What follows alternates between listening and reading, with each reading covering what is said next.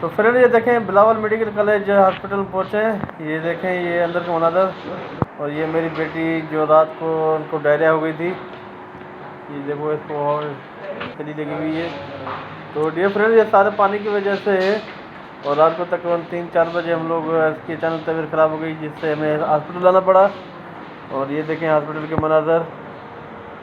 और ड्रिप लगी हुई है, ड्रिप को भी निकालना मुझे ही है क्योंकि अभी थोड़ी सी ठंड है रात में। आज तो हवा चल रही थी इसलिए हमने कुछ पहना हुआ है, स्वेटर वगैरह और ये टोपी शोपी। तो फ्रेंड्स आप दुआ करें बच्चों के लिए कि अल्लाह पाक उनको सेहत कामिल अता करे। और आप भी अपने बच्चों का ख्याल रखना क्योंकि आजकल जो ना पानी बड़ा हमारे यहाँ तो बिल्कुल ही सही नहीं आ रहा, क्योंकि डायरिया इतनी फैली हुई है जिसकी इंतहा नहीं है। ये देखें ये मेडिकल स्टोर में जो हमें मेडिसिन लिख कर दी है डॉक्टर ने, तो वो हमें लेनी है।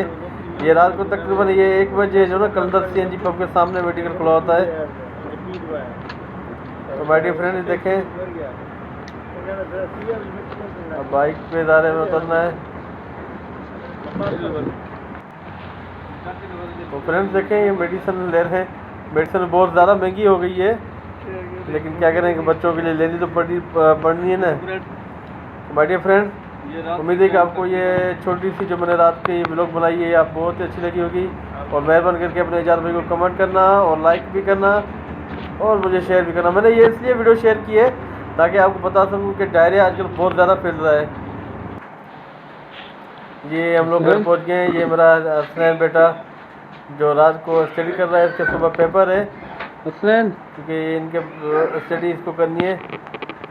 और ये पेपर का अच्छा समय ये बता रहे कि रात का टाइम हो गया है और अभी थोड़ी ठंड भी है। और ये 2 से 3 बजने टाइम 3 बता रहा है, 2:30 बता रहे हैं टाइम। तो ये डीप है और उसकी लैंग्वेज तकरीबन हम लोग मैं समझता हूँ क्योंकि हमारे क्लास लगते हैं तो वहाँ पर हम पढ़ने के लिए जाते हैं।